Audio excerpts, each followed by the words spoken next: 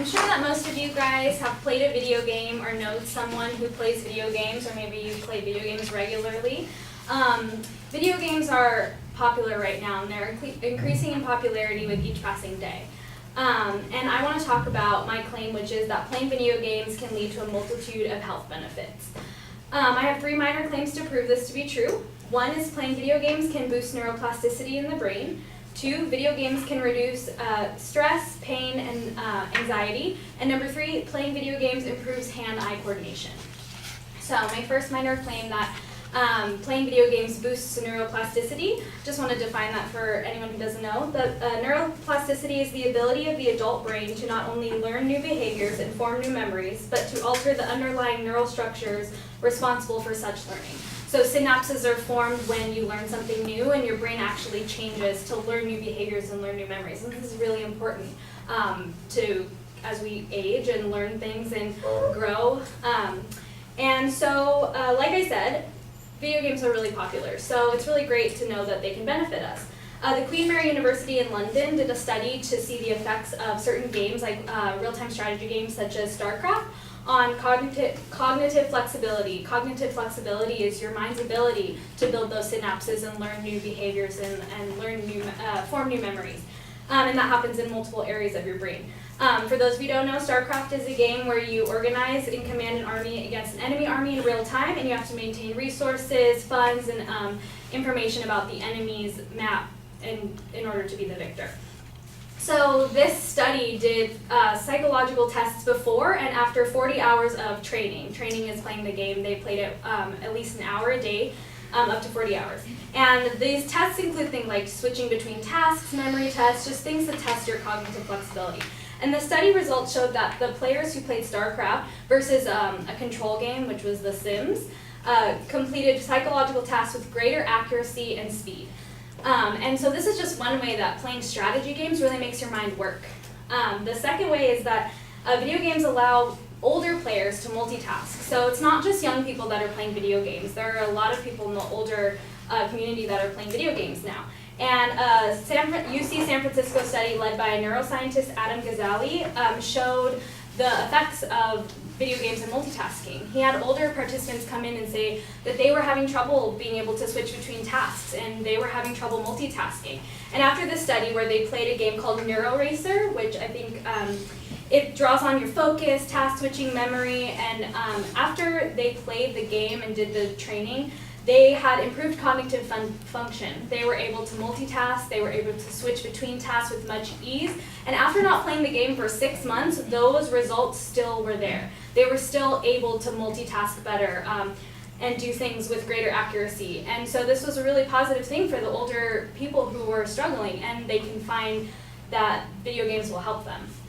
My second minor claim, I'd like to move on to that, which is that video games reduce stress, anxiety, and actually pain. I'm sure that all of you guys have experienced stress, anxiety, or pain sometime in your life. And it's really cool to know that playing video games can actually help with that. So Dr. Christopher J. Ferguson, in a study at a university in Texas in 2010, showed that violent video games can actually bring more skills to handle and reduce stress.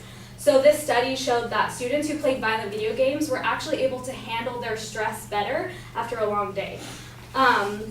And another study of college students from a university in London in 2014, is more recent, showed a correlation between gameplay of mostly action games and shooters and stress recovery. After a long day, they were able to play games and feel better and be less stressed.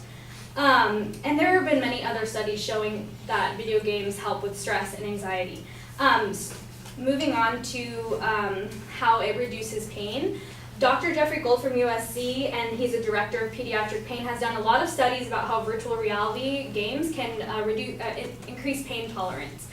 Similarly, Dr. Linda Dahlquist researched and found that children and adolescents exposed to virtual reality video games actually had higher pain tolerance when they were going through a medical procedure. And it reduced their anxiety. Many of the participants of this study showed that they were less anxious because they were engaged in something else. They were engaged in playing a video game, so this procedure became less stressful for them. And finally, my third minor claim that playing video games improves hand-eye coordination. The University of Toronto did a study and showed that gamers had an easier time learning hand-eye coordination tasks.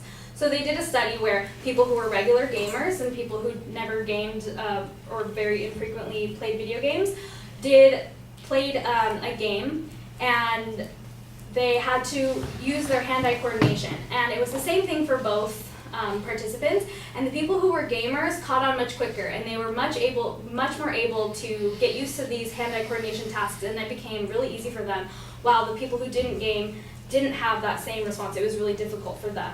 And a 2014 study showed that adolescents who game have more cortical thickness in parts of the brain. This means that video games actually physically change your brain. These areas that were changed were the areas to make complex decisions and your hand-eye coordination. So to conclude, video games boost neuroplasticity in the brain.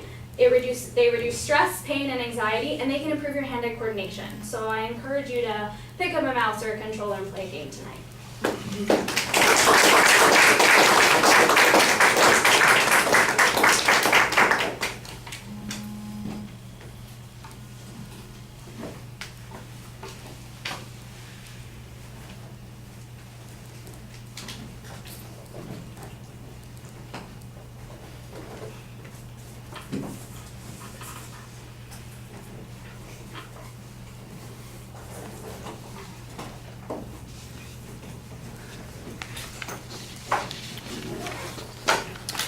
All right, Patti, the proposition's clear. There's an excellent structure preview for the speech. You signpost each of those points as you go through the presentation. You kind of explain the concepts behind each point as you get to it. I thought that was really effective.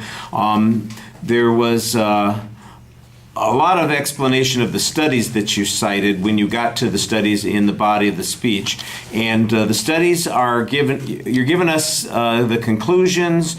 Sometimes it's being paraphrased. I don't know that we're ever getting direct quotes. One of the things that's missing is, for example, you talk about correlations in a couple of those points, and I don't get any statistical information to go along with that. So I don't think that what you're saying is unreasonable, but it doesn't necessarily fit into all the categories that we're touching on. I do think that you did a good job giving us qualifications of the scholars, trying to tell us what the information meant and how it was arrived at. I thought that helps enhance your credibility quite a bit, and there's a lot of citation of research there, which I appreciated. I thought you did a good job providing us with the sources for the most part. The generalizations, I think, are solid given the claims that are being made, although a couple of them I'm not sure how much controversy there is on them. I thought you did a very good job speaking to the audience, looking at us and varying your voice and making your argument passionately, and I appreciated the cleverness with which you finished your speech as well. Thank you.